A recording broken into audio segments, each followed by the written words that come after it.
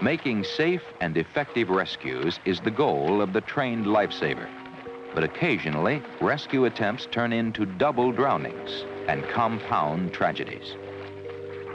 The alert lifesaver should seldom find himself in a situation where he is endangered by a panicky victim. But sometimes, unfavorable water conditions, poor visibility, or a misjudged approach can allow the victim to grab the rescuer and jeopardize both their lives. Rescuers must be trained and prepared to meet these emergencies, releases, and escapes.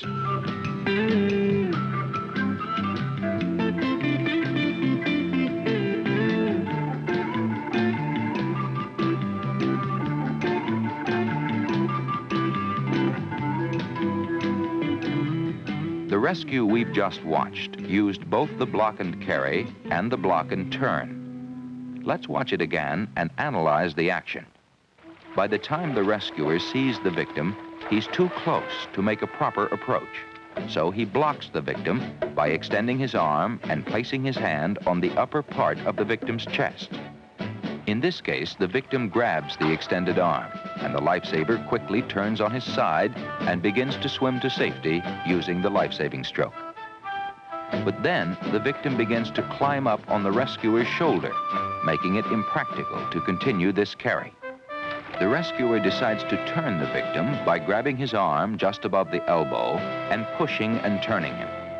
Then he quickly levels the victim off with his blocking arm and goes into a cross-chest carry as he gets underway. Often, a rescuer can use just the block to get away from a victim who is too close. The lifesaver will then be in a position to analyze the situation and make a proper approach. On replay, notice that after the rescuer makes contact, he quickly reverses and pushes away to avoid the victim's grasp. This swimmer doesn't see the victim, and he grabs her outstretched arm. She uses the release for the double grip on one wrist to free herself and get the victim in position for an effective carry.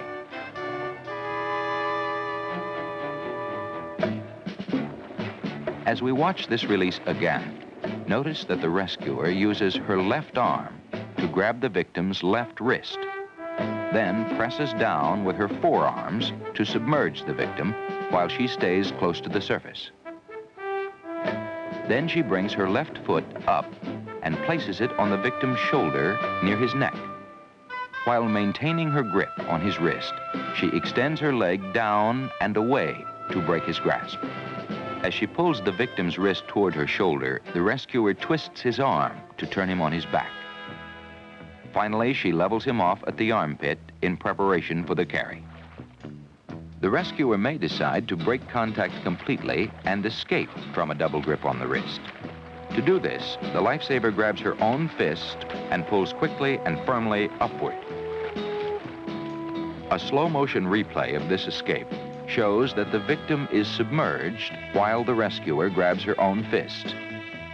Then she snaps her arms up firmly and escapes. When the rescuer is grabbed around the head and shoulders from the front, he can release the hold by submerging, pushing the victim away, and ducking out under his arms.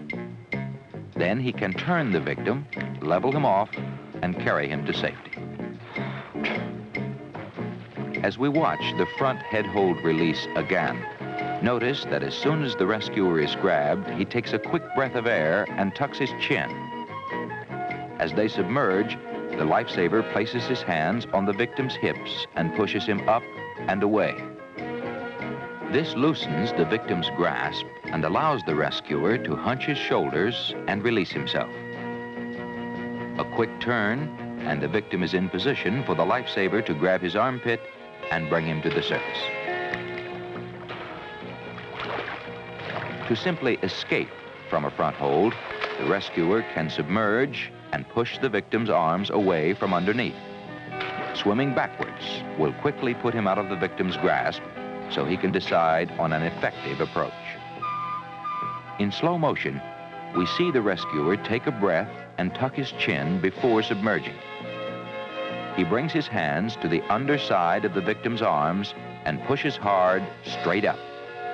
Then he moves away fast. Occasionally, a panicky victim may grab an unsuspecting swimmer from behind, but he can usually release the grip by submerging and grabbing the victim's lower hand and arm, pushing down on the hand and up on the arm. This process will release the hold. Getting grabbed from behind is especially dangerous because the potential rescuer is taken by surprise. But the replay shows that he keeps his head, immediately gets a bite of air, and tucks his chin to protect his throat. Then he submerges, taking the victim with him. He grabs the hand of the victim's lower arm and pushes down and to the side. Then he brings one hand up to grasp the elbow.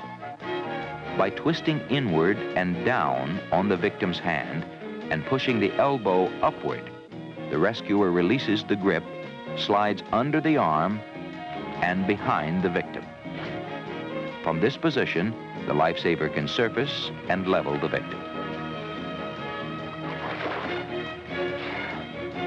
If the rescuer decides to break contact and escape from a rear head hold, he submerges and pushes the victim's elbows up and back, then quickly swims up and out of reach.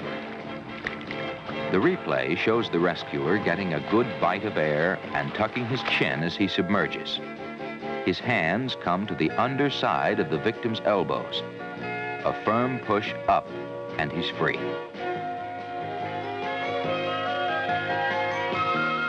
Then he gets away immediately to avoid being grabbed again. Finally, remember that just the act of submerging will often cause the victim to release his hold. Remember, too, that the best defense against these dangerous situations is to avoid them by assessing the problem and making a proper approach to begin with. But proficiency in the techniques of defenses, releases, and escapes is a must for the trained lifesaver, for his own sake as well as for others.